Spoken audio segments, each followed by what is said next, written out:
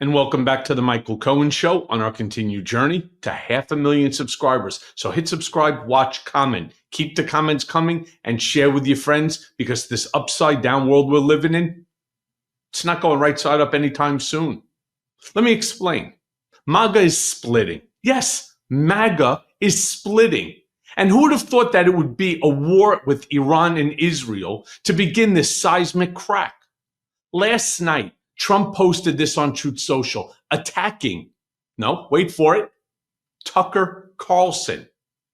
Let me show you what he said. In it, he turns around and he says, somebody please explain to kooky Tucker Carlson that Iran cannot have a nuclear weapon. That was just, of course, the beginning. That was the lob of Trump for much more that was about to come. Now, early in the day, yesterday at the G7 summit, Trump commented on Tucker, poking fun at the fact that he's no longer even on Fox. Play the clip. I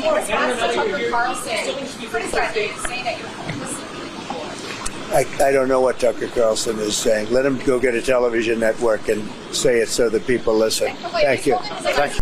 Yeah, I mean, remember, once the darling of the Trump group, once the guy who defended him, regardless of whatever he did, this seems to be that seismic crack that's separating everybody. Meanwhile, Trump's comments, they come after Tucker Carlson has been insanely critical of the Israel-Iran war. Last week, let me show you what Tucker ended up posting on X. In it, he turns around and he says, the real divide isn't between people who support Israel and people who support Iran or the Palestinians. The real divide is between those who casually encourage violence and those who seek to prevent it, between warmongers and peacekeepers. Who are the warmongers? They would include anyone who's calling Donald Trump today to demand airstrikes and other direct U.S. military involvement in a war with Iran. On that list, whoa, check this out. Sean Hannity, Mark Levin, Rupert Murdoch, Ike Perlmutter, and Miriam Adelson. At some point, they will all have to answer for this, but you should know their names now. Let me tell you, bold move by Tucker, calling all these folks out. And yesterday, Tucker went on Steve Bannon's show, where he said that Fox News, again, upside down world, Fox News is a propaganda machine. Play the clip. So what is that? That's not by popular acclaim. That's not like their viewer surveys. Like, we need a lot more Mark Levin. Less Jesse Waters, more Mark Levin. Mark Levin! What they're doing is what they always do, which is just turning up the propaganda hose to full blast and just trying to, knock elderly Fox viewers off their feet and make them submit to a new war. Yeah, let me tell you something. I don't know what drugs this guy is on, but whatever it is, you may want to pull back a little bit there, Tucker. Tucker also goes on and claims that the Israel-Iran conflict may be, again, you can't make this up. This is Tucker Carlson we're talking about. May be the end of the American empire. First of all, we're not an empire. All right, we're a country. Play the clip. I actually really love Trump. I think he's a deeply humane, kind person. And I am saying this because I'm really afraid that my country's going to be further weakened by this. I think we're going to see the end of American empire. Obviously, other nations would like to see that, and this is a perfect way to scuttle the USS America on the shoals of Iran.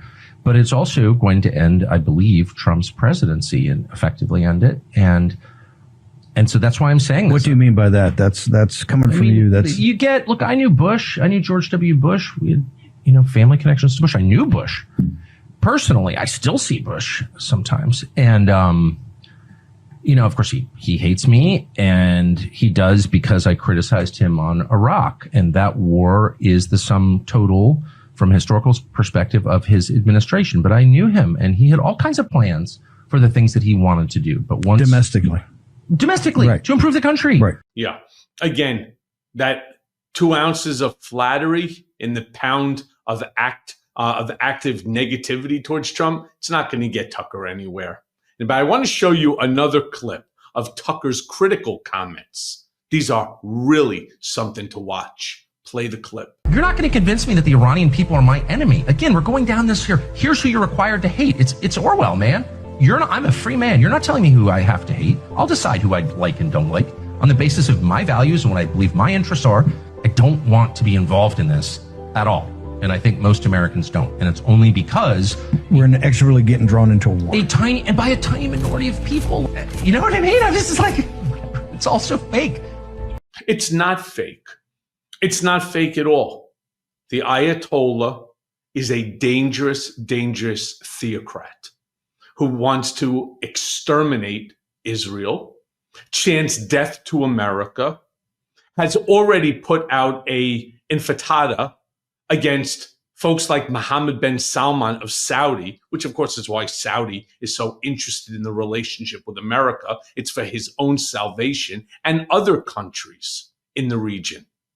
They are a theocracy, and this man is insanely dangerous. Now imagine this insanely dangerous guy with a nuclear warhead and the ability to produce even more. Meanwhile, Tucker goes on and he literally drops the hammer on Trump, saying that it shows that he has no experience.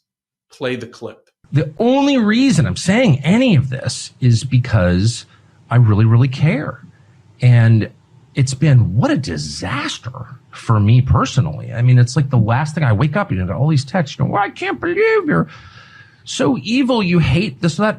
I just want to restate, I don't hate anybody. And to the extent I do hate people, I try to repent of it. I don't want to hate anybody. I really don't. I just don't want my country to be further weakened or destroyed by another one of these wars. And boy, if you can't connect the dots after 25 years of this shit, you're either too dumb to participate in the conversation, or you're, like Mark Levin, just a liar who doesn't care. Yeah, let me talk to you about what dumb is.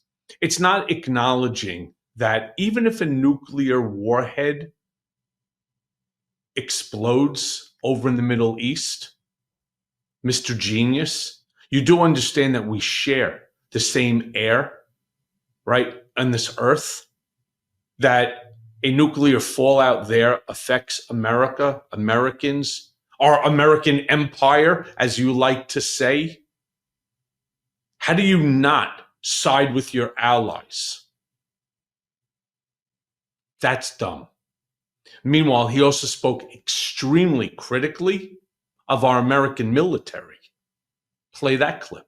I mean, there's a whole other question, right, which is how prepared is the U.S. military for a real conflict? And the answer is totally unprepared. Scary unprepared. I don't think people understand that. No, I don't think you understand. A guy who has zero military experience, who is so far now removed from reality, who's sitting there just spewing more stupidity, not really sure to whom. The American people stand by Israel in this. They stand with Israel, knowing that forever now, since 79, the Ayatollah have been calling for the death and destruction of one of America's closest allies in the world. And as far as our military, there is no military that comes even close to second when it deals with the United States. Not just our service members, but our technology, second to none. Now, meanwhile, in the last few weeks, even Marjorie Taylor Greene has become critical of Trump. Again, that's why I started this thing out. Talk about the upside down MAGA crazy that's going on right now. Even Marjorie Taylor Greene has become critical of Trump. She literally went on X to support Tucker Carlson against Trump. Let me show you what she said. In it, she turns around and she writes, Tucker Carlson is one of my favorite people. He fiercely loves his wife, children, and our country. Since being fired by the neocon network Fox News, he has more popularity and viewers than ever before. He unapologetically believes the same things I do, that if we don't fight for our own country and our own people, then we will no longer have a country for our children and our grandchildren. And foreign wars, intervention, regime change put America last, kill innocent people, are making us broke, and will ultimately lead to our destruction. That's not kooky. That's what millions of Americans voted for. It's what we believe is America first. Let me be very clear about something. When she brought up kooky, of course, she was referring to Trump's comments that he made. But that X posting on her behalf is so antithetical to what people voted for. I mean, it's funny because in one way, yeah, we need to stop Russia with the invasion of Ukraine. We needed to intercede with India and Pakistan. We need to deal with Israel and Hamas, right? But somewhere along the line, now all of a sudden, as it relates to Iran, this is just one expense, one war that's just too far. I'm not even sure where this ideology is coming from, because it's certainly, again, antithetical to what Trump has been saying. Right, we would all prefer no war, don't get me wrong, but we don't get to decide that. We just get to be the big boy at the top of the mountain telling people what to do. Now, I want to end on a clip of Chris Sununu on CNN trying to claim that Tucker and Bannon are idiot conspiracy theorists. Play that clip. This is, I mean, we were just talking about peace, right? Like Trump, it feels like he's a little bit at war with himself, because he said all the time, I mean, he wants to be known as the peacemaker, the deal maker, the guy who ends wars. And yet here he finds himself defending another war.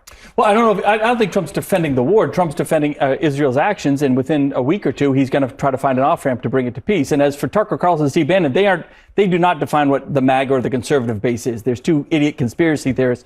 The base, the MAGA base, the conservative base, believe me, they're all behind Trump, and that's it. He's the one that calls the shots on what kind of defines that MAGA base. And he's not trying to get us into a war. He's trying to get us out of that war. And yes, and he understands the political ramifications if it goes too long, if it doesn't work out. So that's why I think he's back in D.C. doing everything they can to kind of cut a deal to end this within a couple of weeks. Yeah, I mean, I hate to say it.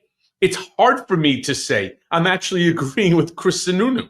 I'm actually agreeing with MAGA on this one. This is a terrible war. Don't get me wrong, and I would prefer that it didn't even start, but it did start. And that's the job of the United States. It always has been. It's why we are the beacon and the top of the hill. And as always, thanks for listening. Hey, everyone. First of all, thanks for watching. I mean, we're going to be posting daily episodes with reactions and talking about politics. We'll be talking about everything, in fact. So please like and subscribe. Join us on this journey.